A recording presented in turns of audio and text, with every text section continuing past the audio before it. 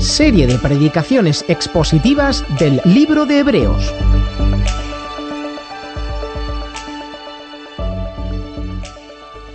Señor, en esta mañana y de nuevo cuando vamos a tener el privilegio de acercarnos a tu preciosa palabra, esa que nos instruye, que nos corrige y que nos motiva y nos anima, pues Señor, necesitamos de tu gracia para comprenderla, para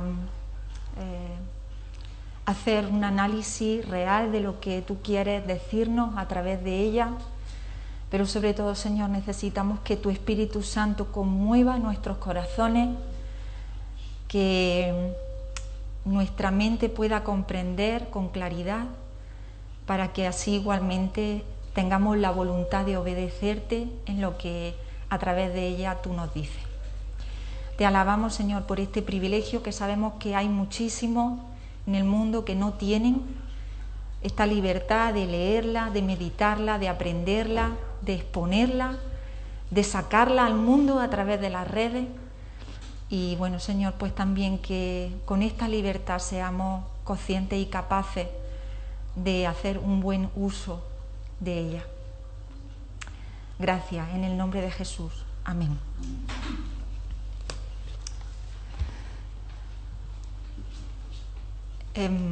No me he traído el mando, pero bueno, vosotros os encargáis de ahí si queréis. ¿Cómo perseverar? Sobre eso vamos a estar hablando en esta mañana. ¿Cómo perseverar? Estamos en Hebreos, el capítulo 11, gracias, a partir del versículo 17 hasta el 29. El diccionario nos define perseverar como mantenerse firme y constante en una manera de ser o de obrar.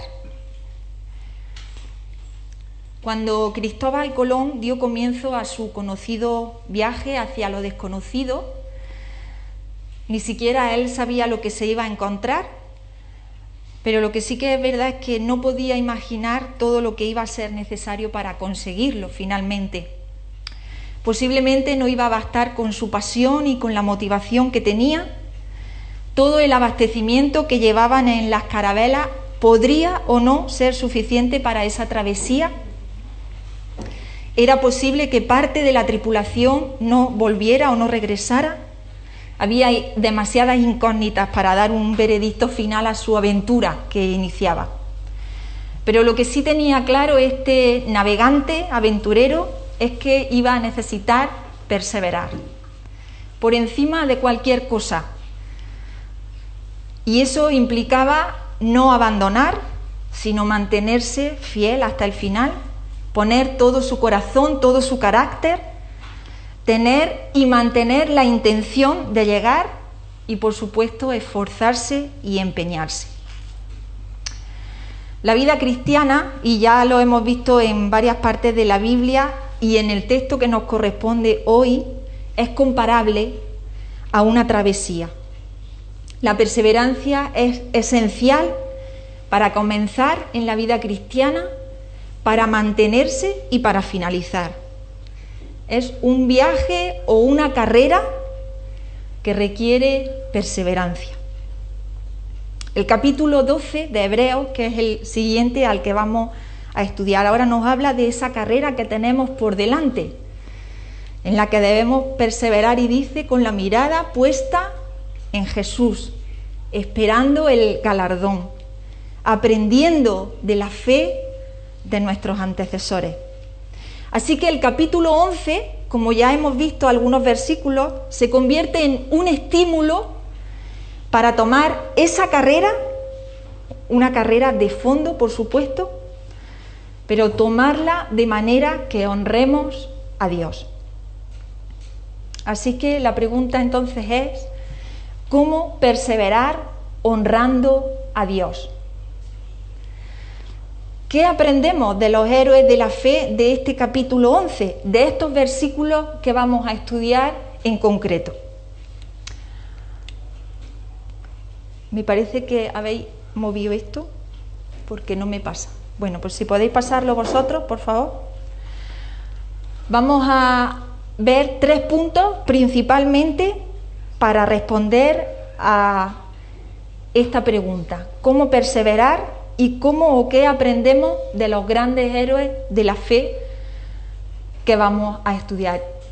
Y aquí están los 3 puntos en los que vamos a incidir.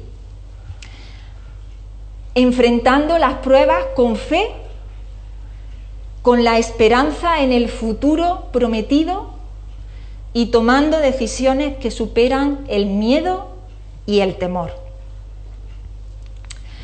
Dice el versículo 17, estamos en el capítulo 11 de Hebreos. Por la fe Abraham, cuando fue probado, ofreció a Isaac, y el que había recibido las promesas ofrecía su unigénito, habiéndosele dicho: en Isaac te será llamada descendencia, pensando que Dios es poderoso para levantar aún de entre los muertos, de donde en sentido figurado también le volvió a recibir.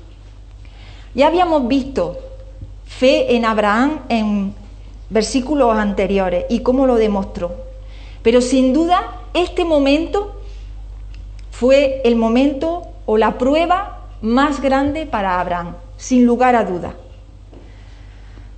Pero según dice Samuel Pérez Millos, la fe se hace más sólida cuando es sometida a prueba.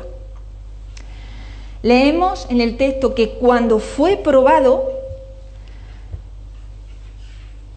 y esto fue lo que pasó, Dios probó la fe de este grande de la fe, de este padre de fe, de Abraham, y lo probó en lo que era más cercano a su corazón, su hijo prometido.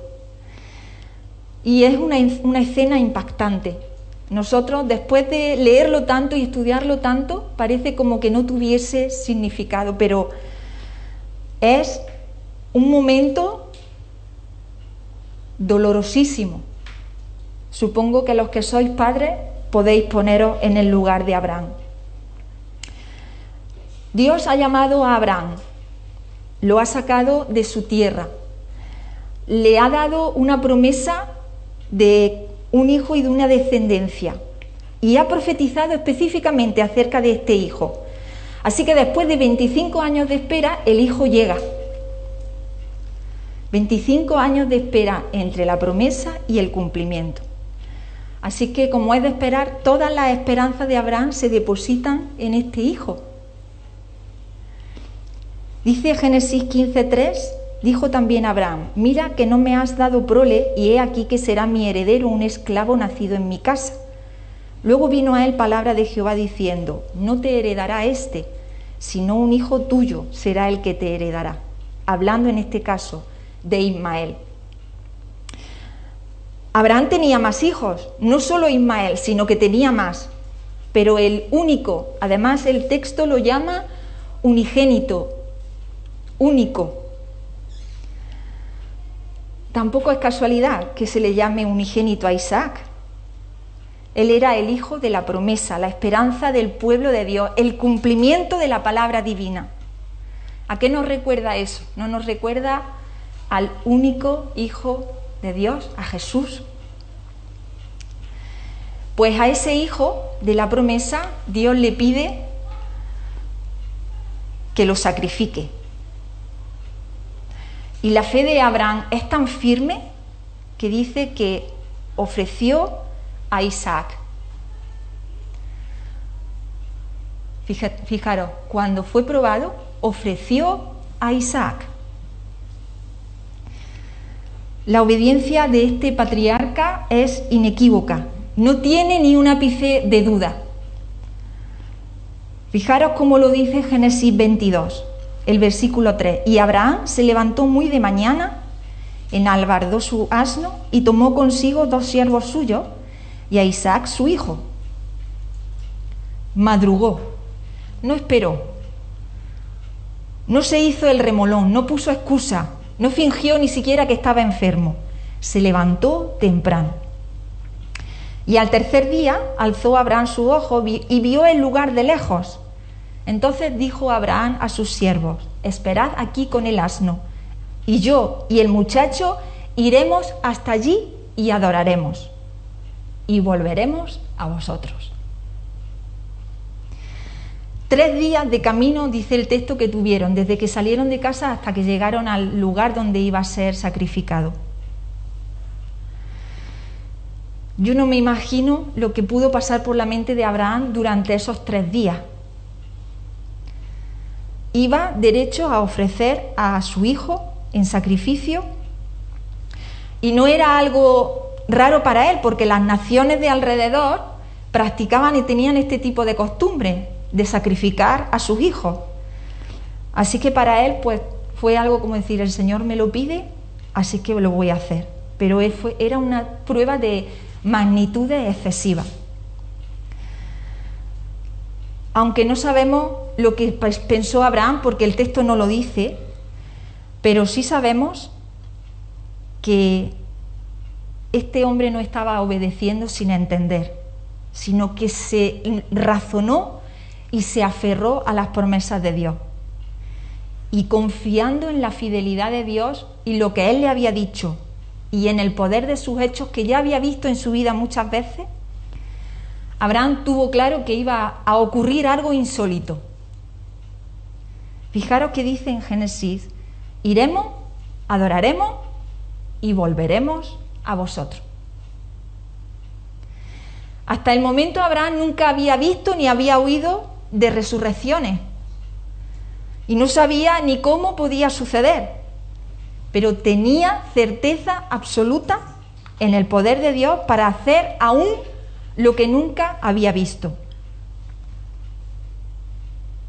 Así que tiene esa seguridad plena, plenísima, de que su hijo va a morir, sí, pero el Señor lo va a resucitar. Así lo dice. Iremos, pero no os preocupéis, volveremos. Él tenía claro, su fe era fuerte y dijo, voy a sacrificar. Y en su corazón, Abraham ofreció a Isaac. Había tomado la decisión de ir allí y hacer ese sacrificio. Pero él sabía que algo maravilloso iba a suceder aquel día, aunque nunca lo había visto. ¿Qué clase de fe es esta? Esa fe que da seguridad en que Dios es poderoso para levantar de los muertos. Nosotros ya lo sabemos porque lo hemos leído en el Nuevo Testamento, cómo esto sucedió.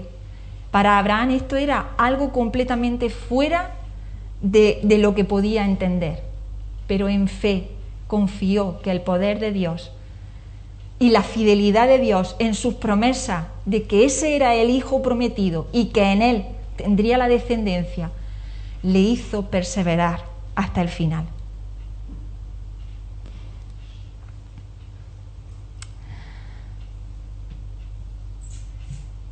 Hay una frase de un escritor conocido que dice: las circunstancias no quebrantan al hombre, sino que lo revelan tal cual es. Así que esta prueba de fe reveló que Abraham estaba dispuesto a supeditar todo, incluido lo que más amaba, que era su hijo prometido. Estaba dispuesto a supeditarlo a la fidelidad y al poder de Dios, demostrando entonces que su verdadero amor estaba en Dios. En medio de las pruebas, la fe exige confianza. La confianza exige obediencia y la obediencia exige sometimiento. Así como Abraham, en nuestro caminar vamos a ser probados. La prueba forma parte de la vida cristiana. Y aunque pensemos que no nos merecemos las pruebas ni los sufrimientos, la verdad es que son completamente necesarios para el ejercicio de la fe y para que nuestro espíritu se fortalezca. Dice Santiago, el capítulo 1, en el versículo 2, hermanos míos, Tened por sumo gozo cuando os halléis en diversas pruebas, sabiendo que la prueba de vuestra fe produce paciencia. Primera de Pedro 1:7 habla también del tema y dice: para que sometida a prueba vuestra fe, mucho más preciosa que el oro, el cual, aunque perecedero, se prueba con fuego, sea hallada en alabanza, gloria y honra, cuando sea manifestado Jesús. Para que sometida a prueba vuestra fe. Ya lo dice Hebreo justo al principio del capítulo 11. Sin fe es imposible agradar a Dios. Así que es imposible tener la victoria con una fe débil. Por eso el Señor permite el modelaje de nuestra vida, de nuestra fe, a través de las pruebas. Y lo maravilloso del proceso es que no estamos solos. Dios nos acompaña, nos capacita y nos ofrece su fidelidad y su poder, por encima de todo lo que podamos imaginar. Por más que nos gusta sugerirle a Dios cómo debe tratarnos, Él sigue siendo soberano y omnipotente. Su control de nuestro presente y del futuro y su conocimiento de nuestra vida y de su plan perfecto para cada uno de nosotros le confiere toda la potestad sobre nuestras vidas. Así que cuando estés en momento de prueba, pon tu fe en el poder y en la fidelidad de Dios. ¿Cómo perseverar según estos grandes hombres de la fe? El punto 2, con la esperanza en el futuro prometido. Dice el versículo 20 de este capítulo 11 de Hebreos: por la fe bendijo Isaac a Jacob y a Esaú respecto a cosas venideras. Las bendiciones de Isaac, de Jacob y posteriormente de José tienen un vínculo, y es que se producen todas en un momento muy cercano a su muerte. Ellos sabían que iban a morir pronto y todos demuestran esperanza en lo que está por venir y transmiten esta esperanza a su descendencia a través de su bendición. Isaac bendice a Jacob. No era Jacob inicialmente, según las leyes, quien debía de ser bendecido, sino Esaú, porque era el mayor. Pero sabemos que las circunstancias que sucedieron, el favoritismo de Rebeca por Jacob, desembocaron en el engaño a su padre y finalmente fue bendecido Jacob y no Esaú. Pero sí que es verdad que Isaac no hizo nada por cambiar las circunstancias inicialmente. Siguió con discernimiento lo que Dios había permitido que pasara. Las cosas venideras estaban completamente relacionadas con el futuro tanto de Jacob como de Esaú, porque habían sido revelados años antes. Dice Génesis 25:23, y le respondió Jehová: 2 naciones hay en tu seno, y 2 pueblos serán divididos desde tu entraña, hablando de Jacob y de Esaú. Un pueblo será más fuerte que el otro pueblo, y el mayor servirá al menor. Desde antes de su nacimiento, Dios ya había declarado lo que sucedería con estos 2 hermanos. Por tanto, no se produce el reconocimiento de primogenitura o de los derechos que estaban estipulados, sino que Dios establece su derecho por encima.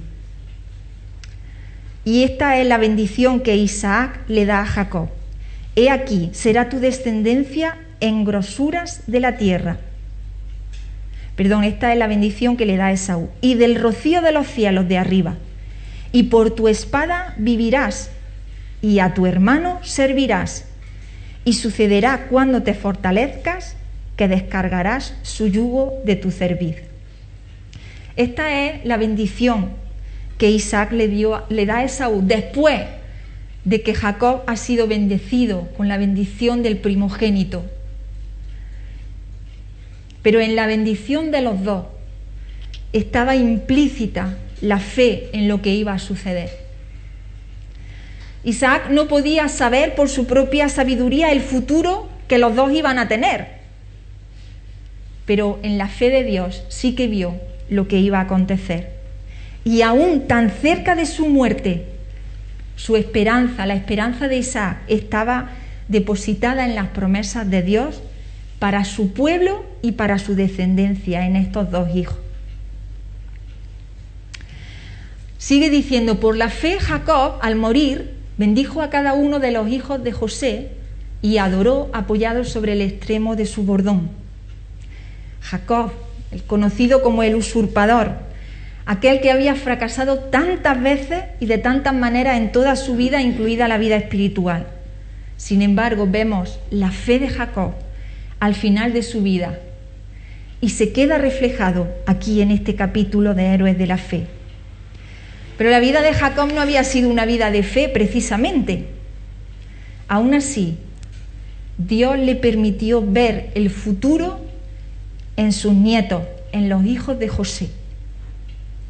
Ya se había producido la bendición de sus otros hijos, pero la bendición que se registra como la muestra de fe de Jacob es la que hizo a los hijos de José. De manera que Efraín y Manasés, que fueron los dos hijos que José tuvo en Egipto antes de que llegara a su pueblo, en esos dos hijos José recibió la bendición de Abraham a través de Jacob. Sus hijos recibieron la bendición, aunque tampoco siguió, en este caso Jacob, la línea de primogenitura, porque al bendecirlos cruzó sus manos. Pero en este caso Jacob lo hizo consciente, sabiendo lo que hacía. Isaac había sido engañado, pero Jacob lo hizo consciente. ¿Sabía Jacob qué iba a pasar? En principio no tenemos conocimiento de que lo supiera, pero lo que sí está claro es que tenía un discernimiento especial del futuro y consideró al menor Efraín como el primogénito.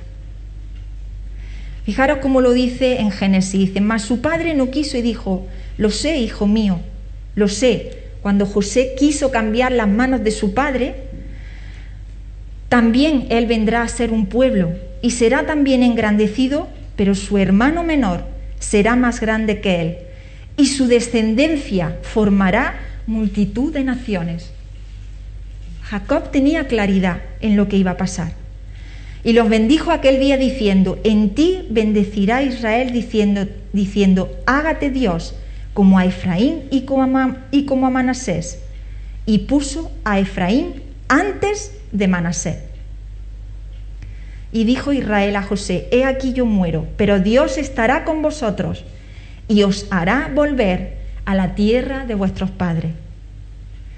Actuó por fe. Y la historia demostró que esta fe estaba cimentada, porque la historia nos demuestra que la tribu de Efraín efectivamente fue una tribu líder en Israel. Así que Jacob profetizó lo que pasaría. La fe de Jacob en que su pueblo alcanzaría la promesa divina también le llevó a dar instrucciones acerca de su entierro en Macpelá, la cueva que había comprado Abraham años atrás. Eso iba a servir de motivación, de aliento, de testimonio a los pueblos futuros, saber que allí estaba enterrado Jacob. Así que Jacob adoró a Dios, bendijo y dio instrucciones por fe, acabando su vida en adoración. Toda su vida había sido casi un desastre, pero acabó adorando a Dios. Perseveró y al final adoró. Su fe y su sometimiento a la voluntad perfecta de Dios y su discernimiento especial de las cosas que iban a venir eran más que evidentes. Ahora sí, Dios se había convertido en el soberano de su vida. Y nos sigue el texto diciendo, por la fe José, al morir, mencionó la salida de los hijos de Israel y dio mandamiento acerca de sus huesos. Con respecto a la fe de José, el autor de Hebreos podría haber hecho referencia aquí sí a infinidad de momentos de su vida. No hace tanto que hemos estado estudiando Génesis y podemos acordarnos de muchas escenas de la vida de José y cómo fue un joven de fe. Pero elige precisamente este momento, el autor de Hebreos, como el momento culmen en la fe de José, y está relacionado directamente con la promesa de la tierra prometida. En Génesis vemos que dice: José dijo a sus hermanos, haciendo alusión a este texto, o al revés: yo voy a morir, mas Dios ciertamente os visitará y os hará subir de esta tierra a la tierra que juró a Abraham, a Isaac y a Jacob. Desde los 17 años, José había estado alejado de la tierra de la promesa. Se había convertido en egipcio, con nombre egipcio, con mujer egipcia, con profesión egipcia, con hijos egipcios, pero su corazón permanecía fiel al Dios de su padre. Así que transmitir a sus hermanos este deseo profundo de que sus huesos fueran trasladados con el pueblo a Canaán, al salir el pueblo de Dios, era un acto profético, un acto de convicción que demostraba la fe de José. ¿Cómo sabía José lo que iba a pasar en el futuro? En el momento en que José vivía con su familia en Egipto, todo era abundancia y bienestar. El pueblo de Israel no estaba sometido todavía, pero José, en fe, dijo que sacaran sus huesos cuando el pueblo saliera de allí. Quizás José estaba pensando y tenía en su mente lo que la palabra dice en Génesis 15:13. Entonces Jehová dijo a Abraham: ten por cierto, ten por cierto que tu descendencia morará en tierra ajena y será esclava allí y será oprimida 400 años. Mas también a la nación a la cual servirán juzgaré yo, y después de esto saldrán con gran riqueza. Quizás, aunque es un poco especular, pero quizás José estaba pensando en esta palabra de Dios, dada mucho tiempo antes, y sabía lo que iba a suceder, y en la fe de la promesa de Dios de que os sacaré con gran riqueza, él dijo a sus hermanos: no me dejéis aquí, sacarme con vosotros aunque ya esté muerto. Y así sucedió. Más de 450 años después, sus huesos se depositaron en Siquem, tierra de Efraín, de su hijo, porque el pueblo había sacado los huesos de José de Egipto en el Éxodo y los había transportado tal y como habían prometido. Y dice en Éxodo: tomó también consigo Moisés los huesos de José, el cual había juramentado a los hijos de Israel diciendo: Dios ciertamente os visitará y haréis subir mis huesos de aquí con vosotros.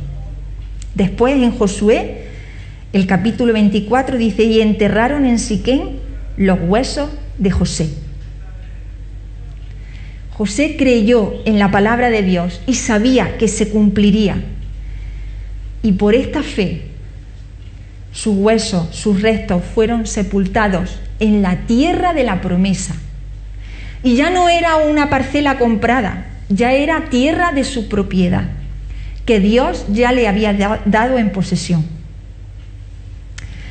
Al final de su vida, tanto Isaac como Jacob como José estaban enfocados en el futuro de la promesa, en el galardón que recibirían sus descendientes. Ninguno de ellos, ni Isaac, ni Jacob, ni José, disfrutó en sus propias carnes este galardón, pero se gozaron en la esperanza de que su descendencia sí lo haría. y que la promesa de Dios se cumpliría. Así que su fe se fortaleció y se evidenció en esta promesa hasta el final de sus vidas. Todos fueron capaces de ver más allá de lo que se ve a simple vista, mientras que caminaban como peregrinos en el lugar que le correspondía, pero su anhelo estaba en la patria prometida. Y caminando hacia ella demostraron una fe firme en la promesa de Dios y un deseo de transmitir esta verdad absoluta a sus hijos. Vemos en Crónicas que dice: porque nosotros extranjeros y advenedizos somos delante de ti, como todos nuestros padres, y nuestros días sobre la tierra, cual sombra que no dura. Ellos tenían claro que estaban de paso, que eran peregrinos, extranjeros, porque su patria no estaba ahí.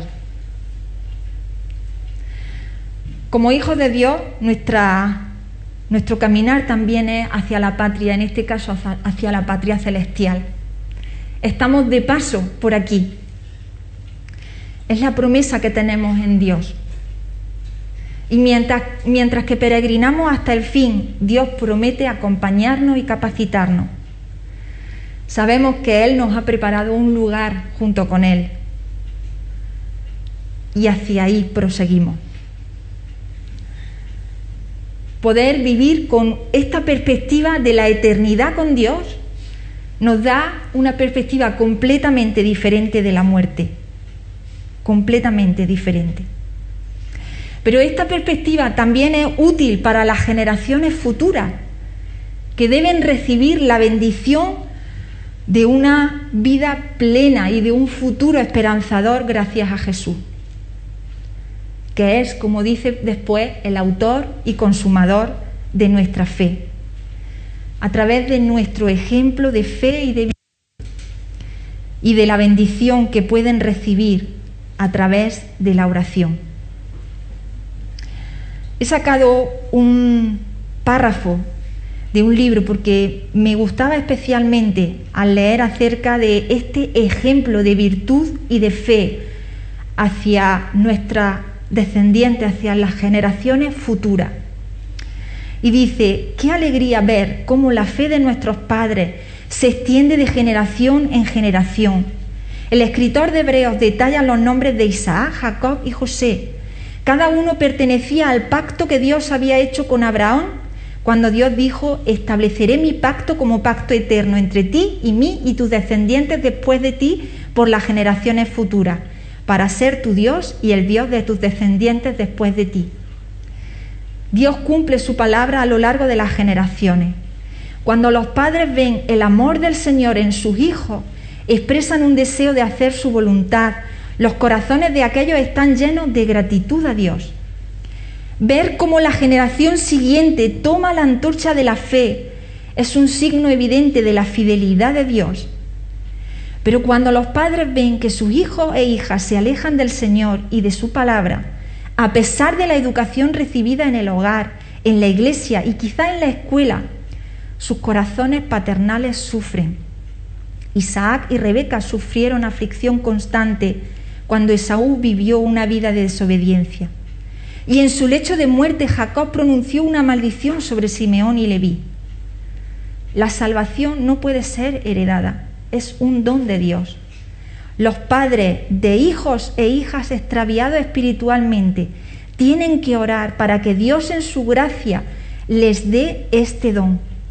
Ejercitando así su fe, ellos ponen su confianza en el poder ilimitado de Dios para salvar a sus hijos. ¿Cómo perseverar? Enfrentando las pruebas con fe, con la esperanza en el futuro prometido y tomando decisiones que superan el miedo y el temor. La realidad es que el temor y el miedo nos lleva a tomar decisiones erróneas en muchas o en cualquier área de nuestra vida, incluida la espiritual.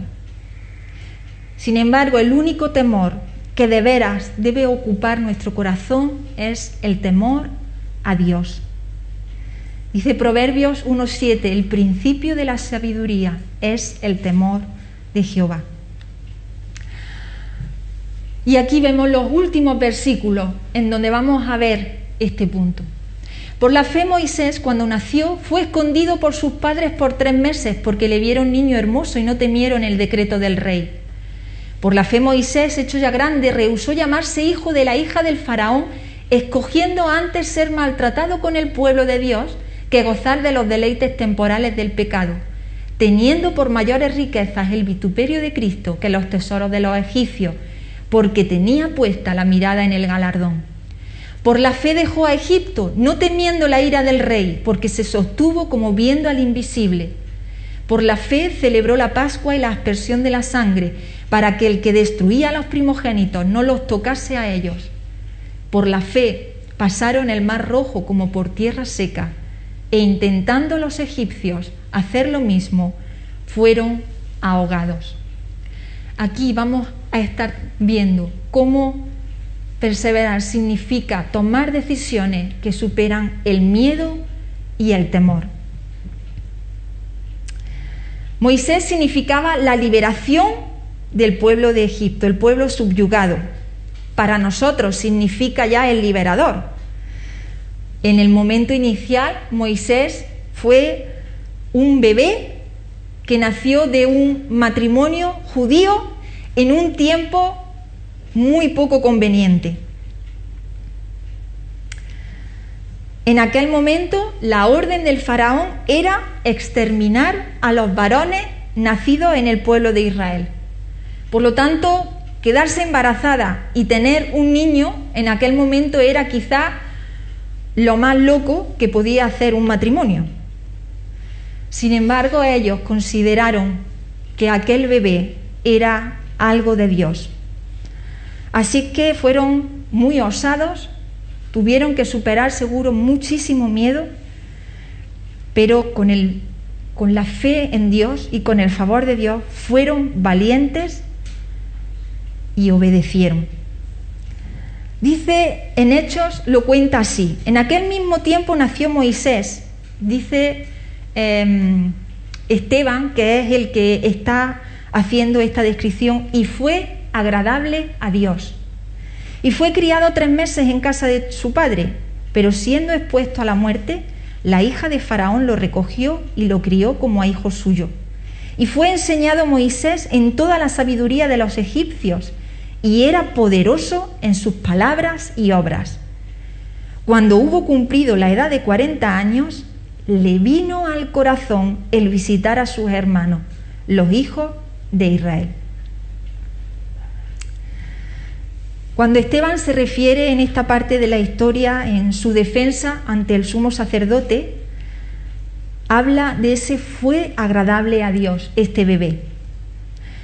Y aunque no se especifica en ninguna otra parte, podemos también especular que este hecho en concreto habría sido muy significativo para Amram y Jocabed, que eran los padres de Moisés. Así que esto les hizo confiar en Dios y no temer lo que podría pasar con el faraón. Si Moisés hubiera sido descubierto, hubiera muerto. Sin embargo, dice que estuvo escondido 3 meses en casa de sus padres. Después vemos cómo el Señor lo protegió. Cuando ya no era posible tenerlo en casa, hicieron aquella cestita y lo pusieron en el río. Había muchos peligros en el río, no era algo milagroso, pero para Moisés sí fue algo milagroso, porque fue justo en el momento, fue encontrado por la hija de Faraón. Así es que esto supuso, como hemos visto en el relato de Esteban, supuso que fue preparado en toda sabiduría egipcia. En la providencia de Dios fue educado y capacitado para ser líder.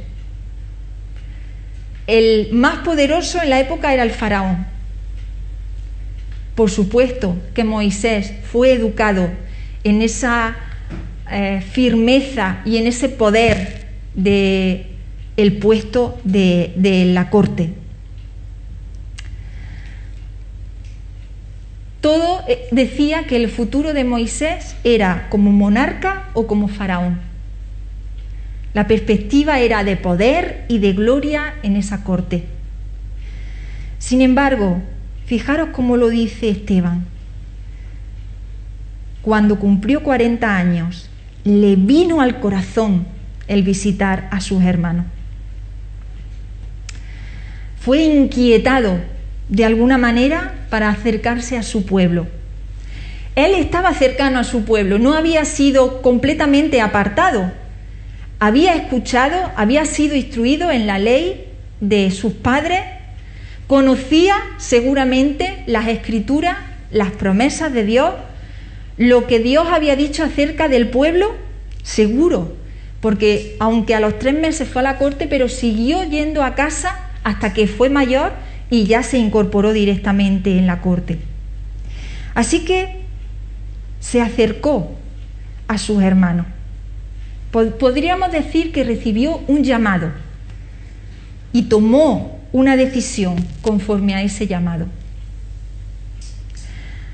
Hasta este momento, por tanto, la vida de Moisés había sido cómoda, de realeza, pero había sido criado en la fe de sus padres y eso le hizo abrazarla en este momento, porque los planes de Dios para Moisés no pasaban por estar en la corte, sino que pasaban porque Moisés se identificara con su pueblo. Hay una frase muy apropiada para este momento que dice: la fe verdadera no se limita a lo que parece razonable o realizable. Sigue adelante con la única preocupación de si es o no el camino señalado por Dios. Moisés no solo elige lo que está bien, sino que rechaza lo que está mal y resuelve la situación con decisión y con convicción. Y no era una decisión inmadura. Tenía 40 años Moisés cuando tomó esta decisión. Es decir, no era un jovencito ni un adolescente, era un hombre maduro.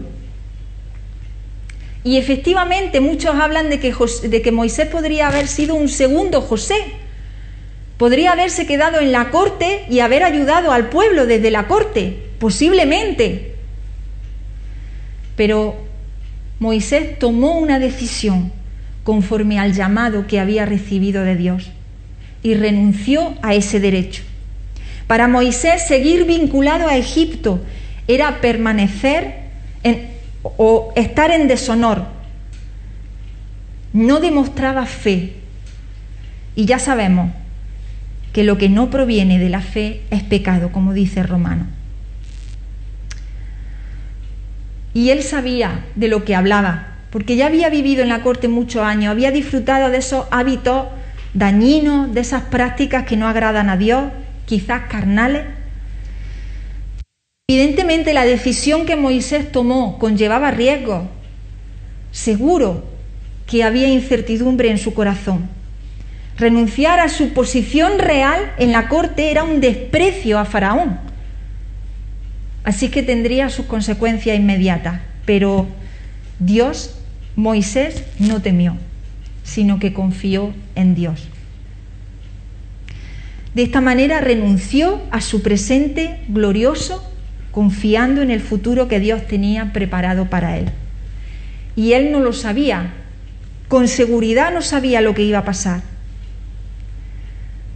Pero él había entendido, de alguna manera, que Dios tenía grandes cosas para él. De hecho, fijaros cómo Esteban habla de lo que él pensaba. En el versículo 25 de capítulo 7 de Hechos dice: pero José pensaba que sus hermanos comprendían que Dios les daría libertad por manos suyas, mas ellos no lo habían entendido así.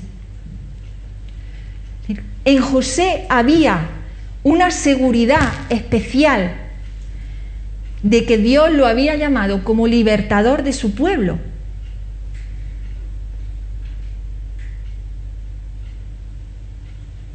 Pero el problema es que Moisés erró en la táctica y se adelantó a los planes de Dios para su vida.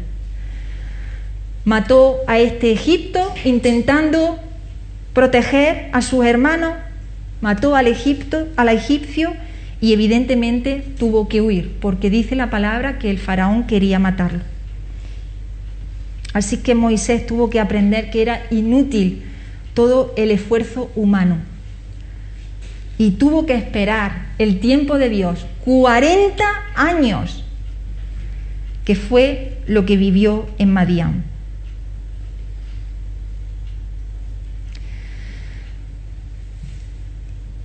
Nos habla el texto también de que por la fe se celebró la Pascua, que nos lleva a comprender la importancia crucial de la sangre del Cordero.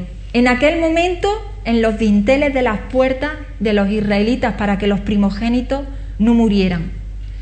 Pero ya hablándonos del futuro Cordero que a través de su sangre nos protege, nos liberta de la muerte. Y por último, esa fe que demostró al cruzar el Mar Rojo, aun cuando el pueblo se quejaba, ya empezó aquí, se burlaba, aún así Moisés decidió, tomó una decisión y dijo: cruzamos porque Dios lo ha dicho. Y el pueblo le siguió para su salvación, evidentemente, porque si no, hubieran muerto todos. La vida de Moisés fue un ejemplo de firmeza, de obediencia y de perseverancia.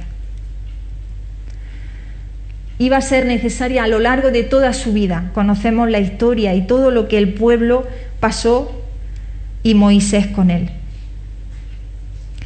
Como pueblo de Dios, nosotros en este mundo hemos sido llamados a vivir como hijos de Dios, en medio de un sistema alejado de Él, pero que le necesita.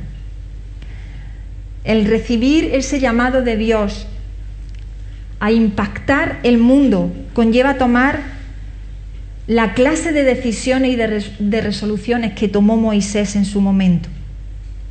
Y seguro que va a conllevar pruebas y sufrimientos. Es lo que conlleva identificarse con Dios, es enemistarse con el mundo. Pero la fe debe demostrarse en acción. Así lo vemos en Santiago: la fe sin obras es muerta. Y este era un mensaje primordial para los lectores de Hebreos, que estaban sufriendo por seguir las enseñanzas de Cristo y estaban empezando a dudar de si verdaderamente valía la pena mantenerse. Así que, como he dicho al principio, este capítulo se convierte en un pergamino de aliento para estos hermanos a enfrentar las pruebas con fe, en las promesas de Dios, en que Él es fiel y poderoso, a pensar en el futuro glorioso, en la eternidad que tenemos con Cristo y a tomar decisiones sin temor a lo que pueda pasar, sino solo en el temor de Dios y en el poder de su llamado. De la misma manera, este mensaje se nos traslada a nosotros hoy en día. ¿Estás atravesando pruebas y tu fe se tambalea? Recuerda que la prueba forma parte de tu formación, de tu capacitación como discípulo de Dios, de Jesús. Así que no dejes de pensar en las promesas de Dios para su pueblo, para sus hijos, para su iglesia, para ti. Él es fiel a su palabra. No se olvida ni aparta la mirada de nosotros y sigue siendo poderoso para hacer maravillas, incluso levantar de los muertos, porque su poder no ha menguado, sigue siendo el mismo poder que tenía en el inicio de los tiempos, cuando creó los cielos y la tierra. ¿Te preocupa el futuro de tus hijos? Vive tu vida como para la eternidad. Invierte en el reino de Dios y siembra en los corazones de tus hijos la verdad de la gloria venidera con Cristo y ora por la semilla plantada en sus corazones para que Dios la haga germinar y producir para su gloria. Pon tu mira en las cosas de arriba, porque Dios ya se encarga de poner la mirada en tus hijos. ¿Te cuesta vivir sin temor y eso te lleva a tomar decisiones erróneas? El temor paraliza y eso es lo que desea Satanás en nuestras vidas. Pero Dios requiere acción. Dios te ha llamado a ser su heraldo en esta tierra, la luz y la sal del mundo. Nos ha capacitado y nos ha dado el poder de su Espíritu. Y al que llama, capacita. Vivir una vida plena en Jesús es una decisión que debes de tomar a diario. Solo en el temor del Señor y asido de su gracia, la cual ha sido derramada abundantemente en nosotros. Termino con esta frase: el amor es una decisión. Decide amar a Dios sobre todas las cosas y el temor desaparecerá, porque el amor echa fuera el temor. ¿Cómo perseverar? Hemos visto en las vidas de estos héroes de la fe que perseveramos cuando enfrentamos las pruebas con fe, cuando nuestra esperanza está en el futuro prometido, que trasladamos a nuestros hijos confiando en que el Señor los controla, los mira y los ama, tomando decisiones que superan el miedo y el temor solo en el temor de Dios. Así superaremos y perseveraremos con nuestra mirada puesta en el galardón, hacia dónde vamos, con la mirada puesta en Jesús. Amén. Amén.